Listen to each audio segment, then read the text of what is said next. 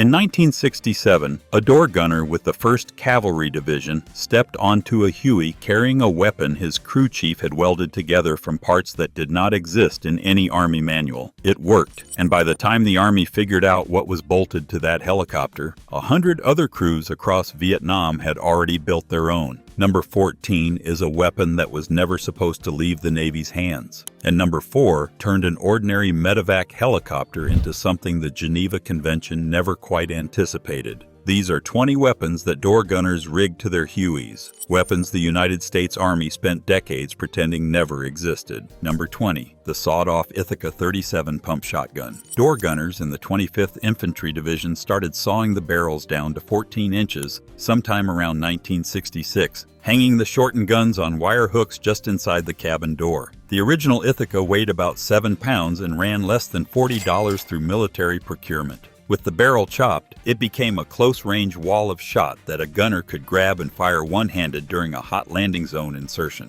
The spread at 15 feet would cover a doorway. Specialist Robert Kessler, out of Cu Chi in early 1967, reportedly kept one tucked between his flak jacket and his seat frame, held in place with paracord and friction tape. He never listed it on any manifest. The problem was the 1934 National Firearms Act, which classified any shotgun with a barrel under 18 inches as a restricted weapon. Stateside, possession meant federal prison. In the Mekong Delta, nobody asked questions and nobody filed paperwork. After the war, those Ithacas vanished, and the men who carried them learned the Army had no interest in hearing how a trooper had sawed apart government ordnance. Number 19, a Second World War submachine gun that should have been obsolete by 1965, the M3A1 grease gun still sat in crates across Southeast Asia, gathering dust and drawing no attention. Crew chiefs in the 101st Airborne discovered them in rear echelon warehouses and started stashing them aboard Hueys as personal backup weapons. The M3A1 fired .45 caliber rounds at roughly 450 rounds per minute, slow enough to control with one hand while hanging halfway out a helicopter door.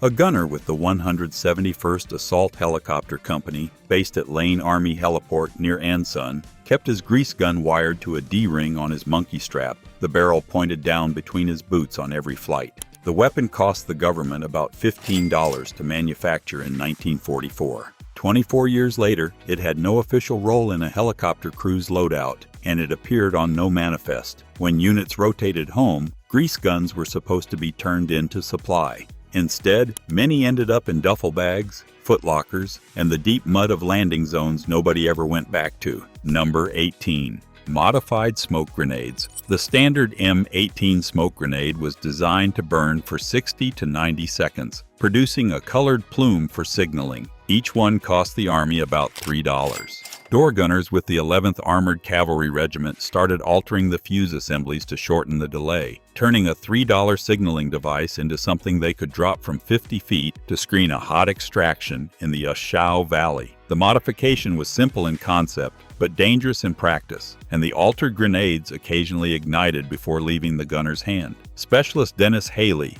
who flew resupply missions out of Fubai in 1969, described the modified smokes as the most terrifying thing he carried, not because of what they did to the enemy, but because of what they could do to his own crew. 2 burn injuries were reported in his company alone during a single month. The Army classified the modification as unauthorized ordnance tampering. After the injury reports reached battalion, division-level orders came down banning the practice outright. The orders changed nothing. Crews kept modifying smokes until the last Hueys left Vietnam. Number 17. CS tear gas canisters. In 1966, door gunners operating along the Cambodian border with the 1st Aviation Brigade began dropping CS gas canisters by hand over suspected tunnel openings in War Zone C. The idea was to flush Viet Cong fighters out of their underground complexes and into the open where ground troops could engage them. Each canister weighed about 2 pounds, cost less than $5,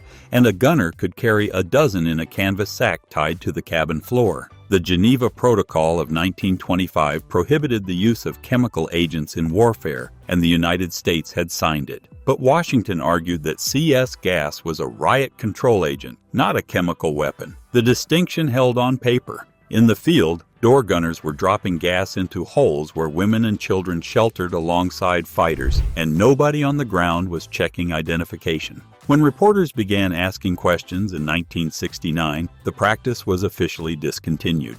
Unofficially, canisters kept appearing in crew gear through the end of the war, and the flight logs that might have documented their use were conveniently lost. Number 16. AN-M14 thermite grenades. These were incendiary devices designed to destroy equipment, not people. Each one weighed about 2 pounds and burned at over 4,000 degrees Fahrenheit, hot enough to melt through an engine block in under a minute. Door gunners with the 145th Combat Aviation Battalion started carrying them during operations near Khartoum in 1967, dropping them by hand onto disabled vehicles, abandoned supplies, and anything the NVA might salvage after an engagement. Specialist James Caldwell, flying lift missions in the Central Highlands, reportedly carried 6 thermite grenades in an ammo can strapped beneath his seat, right next to his water and his sea rations. The problem was predictability. Thermite did not care what it burned. A grenade that missed its target by 10 feet could ignite dry jungle and start a wildfire that swept across an entire grid square. Division Command eventually restricted their airborne use after an incident near Dak To burned out a friendly observation post, but thermite grenades continued to appear in door gunner loadouts for the rest of the war, tucked behind official equipment in places where inspecting officers would not bother to look. Number 15.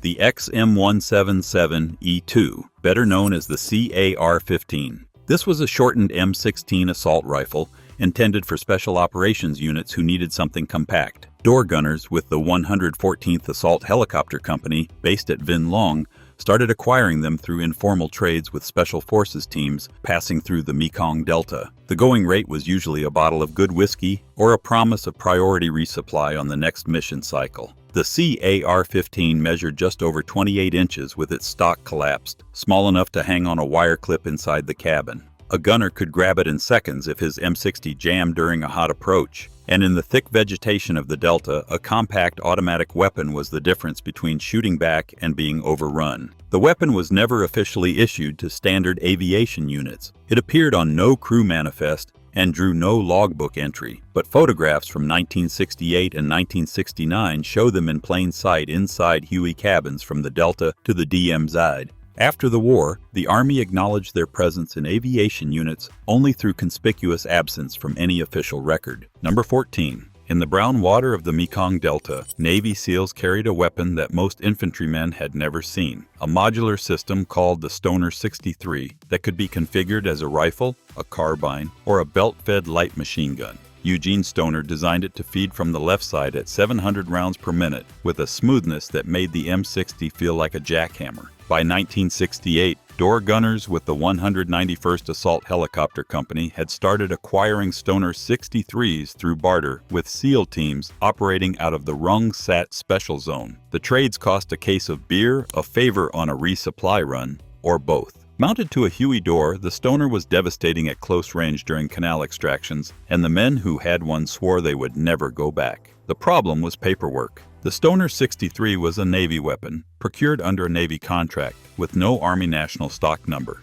On paper, it did not exist in an Army helicopter. When the program was canceled in 1971, the Navy wanted its guns back. The Army said it never had them. Every one of these weapons was built, bartered, or bolted on by men who decided the rule book mattered less than coming home alive. Number 13. The captured AK-47. Viet Cong and NVA fighters carried the Soviet-designed Kalashnikov by the hundreds of thousands, and American troops captured them constantly. A captured AK cost nothing and needed no requisition form. Door gunners in the 227th Assault Helicopter Battalion, 1st Cavalry Division, started bolting them to improvised mounts on the cabin frame during the 1965 Ia Drang campaign. The AK fired a 7.62 by 39 mm round, lighter than the M60's NATO cartridge, and functioned flawlessly in the red laterite dust that jammed everything the Army issued. The appeal was obvious, but an AK firing from an American helicopter sounded exactly like enemy fire, and crews drew friendly return fire from ground troops who heard the distinctive crack. Sergeant William Aldridge, Flying Door with the 227th during the Play Me relief stopped carrying his after a rifle squad opened up on his own ship during a low pass. The Army banned captured weapons aboard aircraft in a directive that arrived too late to matter. Hundreds of AK-47s had flown thousands of hours across every tactical zone, and nobody had written down a single one. Number 12. Every infantryman knew the M79 grenade launcher as the blooper. This single-shot break-action launcher fired a 40mm grenade to roughly 350 meters, and it was designed to be an infantryman's personal artillery piece. Door gunners with the 48th Assault Helicopter Company, the Blue Stars, started carrying them aboard Hueys during operations in Ninh Thuan Province in 1966. A gunner could lean out the door and lob a high-explosive round into a tree line while the M60 kept suppressive fire going, giving the crew a capability no table of organization ever authorized. The blooper weighed 6 pounds loaded, fit under a seat, and cost roughly $200.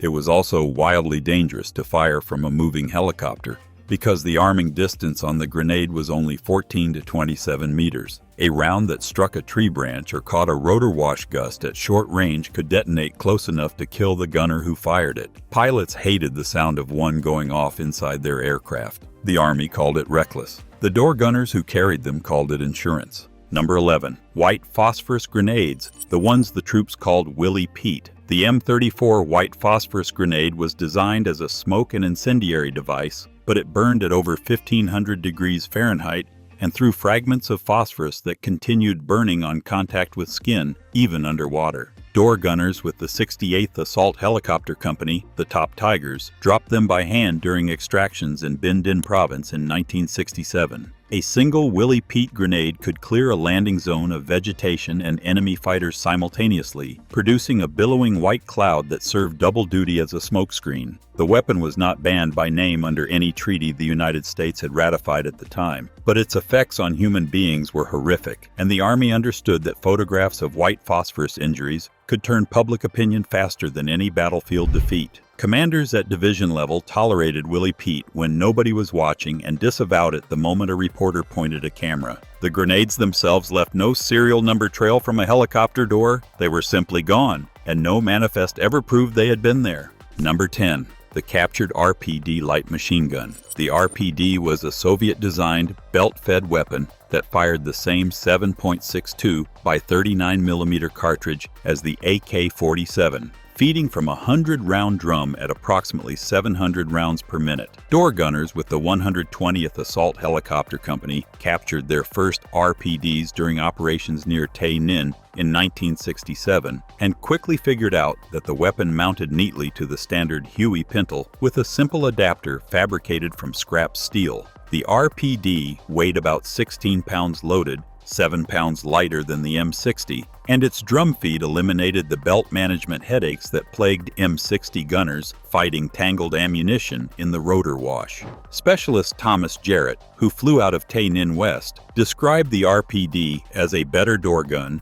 than anything the Army issued, lighter, cleaner feeding, and reliable in the worst conditions the jungle could throw at it. But like the AK-47, it sounded like the enemy. Ground commanders complained. Friendly fire incidents were suspected, though never officially confirmed. The Army classified captured weapon conversions as unauthorized modifications and ordered all RPDs turned in to intelligence. Some were, most were not. The weapon at number 1 was not a new gun at all. It was something far simpler and far more dangerous. If you have made it this far, you already know these men bent every regulation that stood between them and survival. If this is the kind of history you want to keep seeing, a subscribe takes 1 second and means this channel keeps going. Number 9. MACVSOG.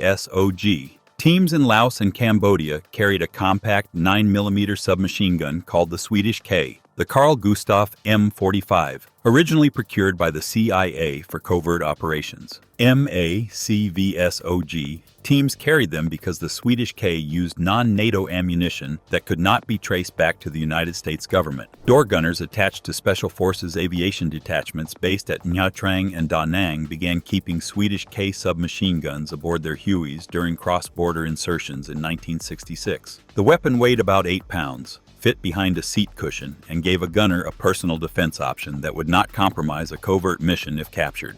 The entire point of the Swedish K was deniability. A door gunner carrying one was not just bending a regulation.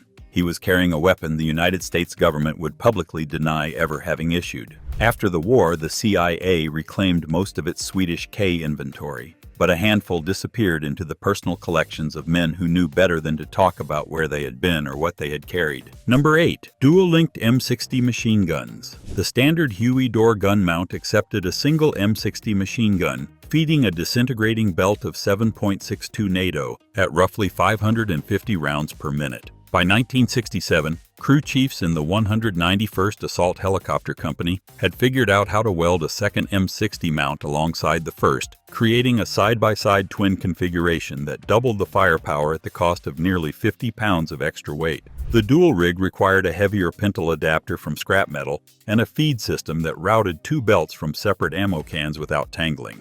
A door gunner firing twin M60 put over 1,000 rounds per minute into a landing zone, a rate of fire that approached the M134 minigun at a fraction of the cost. And unlike the minigun, it needed no electrical system to function. The modification was never approved, never documented, and never inspected by anyone above the company level. When a twin-gun Huey landed at a rear echelon airfield, the second M60 was quietly unbolted and stowed beneath the cabin seats before the aircraft reached the maintenance line. Number 7. Improvised napalm drops. Standard napalm was delivered by fixed-wing aircraft in canisters designed for high-speed release. Door gunners did not have access to those canisters. What they had was aviation fuel, powdered detergent from the mess hall, and empty ammunition cans. Crews with the 117th Assault Helicopter Company out of Kochi in 1968 began mixing thickened fuel in jerry cans and dropping them from Hueys during close support missions along the Ho Chi Minh Trail.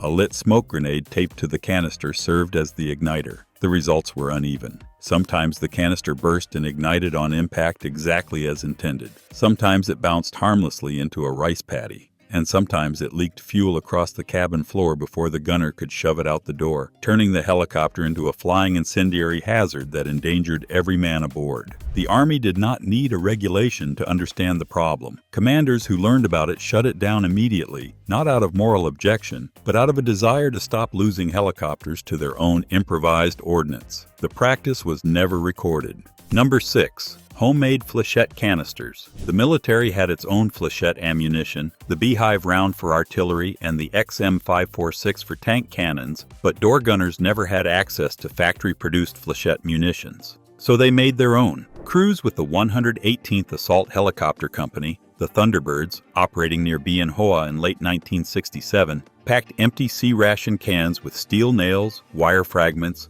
and sharpened pieces of scrap metal, then rigged them with blasting caps and short fuse assemblies. Dropped from 100 feet during a hot approach, the improvised canister detonated on impact and threw a horizontal spray of steel across a wide area. The effect was devastating at close range and horrifically indiscriminate at any distance. The Geneva Conventions did not specifically address improvised flechettes, but the principle of unnecessary suffering applied, and everyone involved knew it. The Army never acknowledged that its aviation crews manufactured anti-personnel munitions. The canisters left no requisition trail, no maintenance log, and no evidence. When a Thunderbird crew was transferred, the canisters went into a burn pit, and the knowledge went home in the heads of men who never discussed it publicly. Number 5. M18A1. Claymore mines wired to the landing skids. The Claymore was an infantry weapon, a curved plastic case filled with 700 steel balls backed by 1.5 pounds of C4, designed to be command detonated in an ambush.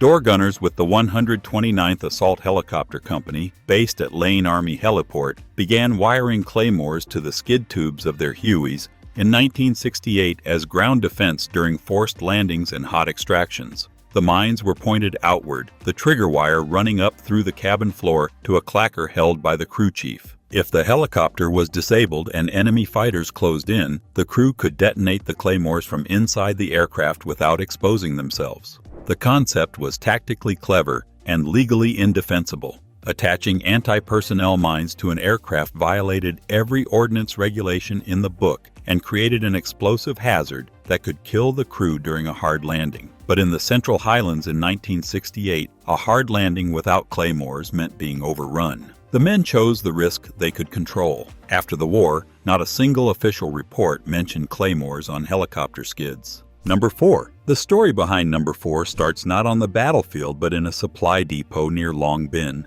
where a crew chief with the 54th Medical Detachment discovered a crate of M2 Browning machine guns mislabeled as salvage. The M2 fired a 50 caliber round at 450 rounds per minute. It was designed for armored vehicles, not helicopters, and it weighed 84 pounds without the tripod. But the crew chief and his door gunner spent 3 days fabricating a mount from a salvaged truck pedestal and welded it to the cabin floor of a UH-1H medevac ship out of Bien Hoa. A medevac helicopter carrying a 50 caliber machine gun violated the Geneva Convention's protection of medical aircraft, voided the Red Cross markings on the fuselage, and turned every flight into a potential war crime. The 50 cal was removed after 2 weeks following a direct order from a battalion commander who reportedly said he did not want to explain it to Congress. The mount disappeared and the gun went back into the crate. The crew chief was transferred to a unit where his initiative would be less visible. Number 3. If twin-linked M6Os doubled the firepower, the quad M6O frame quadrupled it. Maintenance crews with the 176th Assault Helicopter Company, the Minutemen, welded 4 M60 machine guns to a single fabricated steel frame bolted to the cabin floor near Chu Lai in late 1968. The rig weighed over 90 pounds empty and required an ammunition supply that filled half the cabin with linked belts. Firing all 4 simultaneously produced over 2,000 rounds per minute, enough to turn a landing zone into a kill zone in 3 seconds. The recoil shifted the Huey's center of gravity during a sustained burst, and pilots reported the airframe shuddering as though the helicopter itself was trying to pull away from the guns. The quad frame flew a handful of missions before a maintenance officer discovered it during a periodic inspection and ordered it dismantled. The steel frame was cut apart with a torch. The M6Os were returned to the armory, and 4 gun barrels that had never appeared on any inventory sheet went into a scrap pile behind the hangar where they rusted and were forgotten. Number 2. The minigun hot rod. The M134 minigun was already one of the most devastating weapons in the war, a 6-barrel rotary gun capable of 4,000 rounds per minute. It was installed on Huey gunships as the XM-18 and XM-21 systems, its rate limited by an electronic governor. Door gunners with the 334th Assault Helicopter Company, the Dragons, out of Bien Hoa in 1969, discovered that removing the governor let the minigun spin at its mechanical limit, pushing the rate past 6,000 rounds per minute. At that speed, it did not sound like a gun. It produced a single sustained roar that soldiers on the ground compared to a buzzsaw cutting through sheet metal. The modification burned through barrels in minutes, consumed ammunition at a rate that left the Huey dry after a few passes, and stressed the system beyond anything the manufacturer intended. The Army banned governor removal more than once. The ban was ignored. The Dragons kept flying with hot-rodded miniguns through the end of their deployment,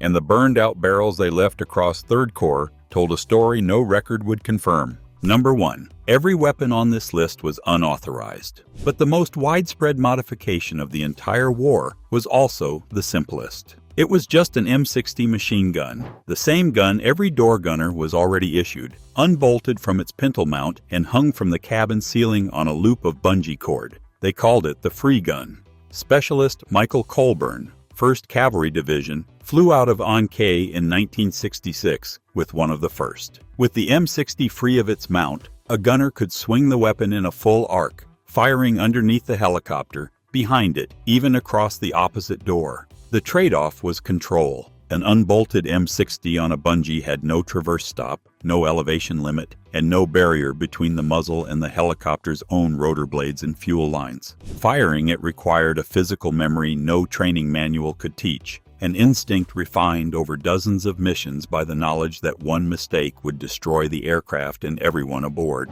Thousands of door gunners used the free gun across every year of the war. It appeared in photographs. Veterans described it decades later. The Army never acknowledged it. These 20 weapons were never supposed to exist. They were welded in maintenance tents, bartered in muddy landing zones, and dropped into burn pits before inspectors arrived. The Army buried them because admitting they existed meant admitting the regulations were not enough, that the men who flew those Hueys trusted their own judgment over every directive from Saigon and Washington. Maybe that is the part worth remembering. Not the weapons, but the fact that the men who carried them made choices every day that no manual covered, in a war no manual could have prepared them for. If your father or grandfather flew in Vietnam, or if there is a footlocker in your family that nobody talks about, leave that story in the comments. Those stories are disappearing, and they deserve to be heard. If this is the kind of history you want to see next, there is a video on screen right now that belongs on this list.